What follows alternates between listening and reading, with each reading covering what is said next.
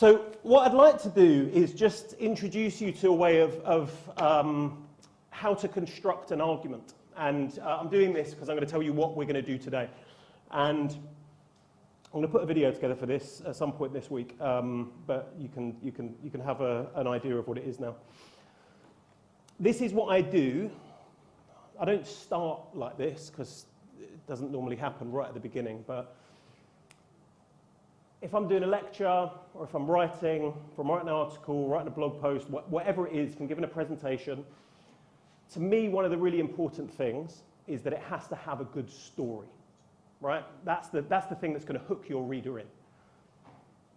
So think about the last time that you watched a film that you really liked, or a film that you really didn't like. Oftentimes, one of the reasons we don't like a film or a book or whatever it is that we struggle to keep up with the story, and when it gets to the end, we think, well, what was that actually telling us? So what? We want to avoid that problem when we're writing essays. We want to tell a good story. You want to avoid a piece that you're putting out into the world. You want to avoid it seeming like a series of disconnected ideas. And then this, and then that, and then this, and then that. Just kind of a series of paragraphs or a series of slides that aren't actually linked together. You want to have some tissue that relates to everything going through it. And this is a really easy way of doing that. And you can do this for any essay, you can do it for your dissertation, do it for anything you're putting together. So we start off with a claim. And this claim is normally the taken for granted thing that is in this case, in literature or in managerial practice. If you speak to most managers about resistance, they'll probably roll their eyes. They'll probably say it's a really frustrating thing to have to deal with.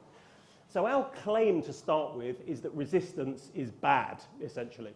We don't want resistance. It makes our lives more difficult. So we start there.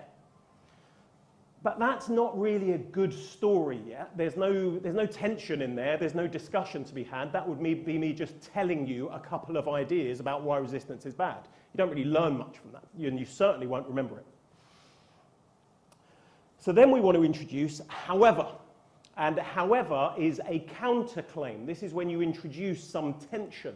This is like introducing a second character into your story. Normally about the 20-minute mark in a film, you'll notice that they bring in an extra character or they bring in a new situation that our hero has to deal with. So in this case, what we're saying is conventional wisdom tells us that resistance is a really frustrating thing. However, what we're going to learn is that there is some value in understanding its root causes. So now we've got two distinctive arguments. We've got a claim and we've got a counterclaim. So you know that you're going to be looking at things from two different perspectives. Automatically now, you are signaling to your reader, right, I'm taking a critical viewpoint on this. I've got two perspectives. And I'm going to introduce you to a debate. If you ended there, quite interesting. It would leave the readers thinking, okay, great, there's two sides to an argument, but what else is there? That's where we introduce our final two parts, and this is really where your argument comes in. And if you're going to summarize your entire piece that you've written or created, this is your mission statement.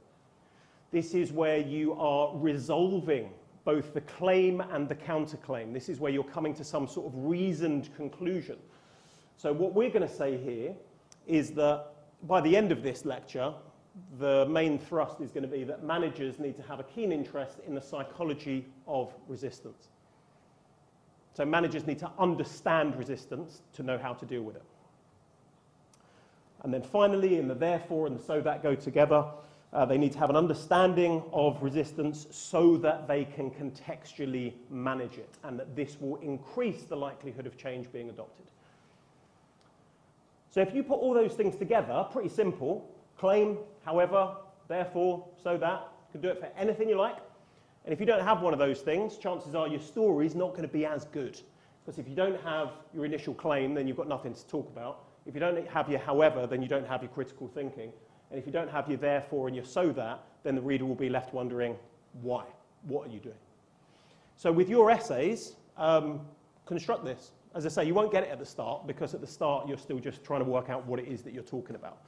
But once you've done some reading, once you've started sketching out some ideas, maybe you've got some stuff down on paper, try to create one of these and think, what is it that you're actually looking to do? And in the seminars this week, I've got the message.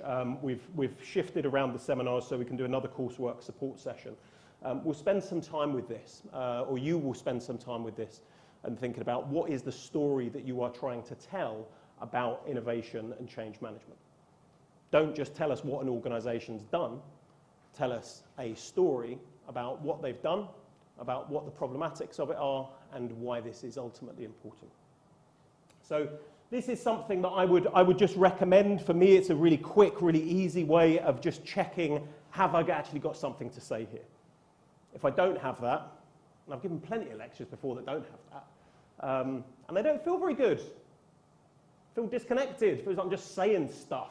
Whereas today, I know I'm telling a story. So it's really easy for me to talk about a story. It's not easy for me to talk about a disconnected series of facts. And you may have that feeling. Has anyone had that feeling when you submit something and you think this is just a bunch of paragraphs thrown together? Okay, someone's nodding, okay. Most of us have probably felt that at some point or another. And that's fine. That's how everything starts. Every essay always will start as that. But we can do something to give it more of a story.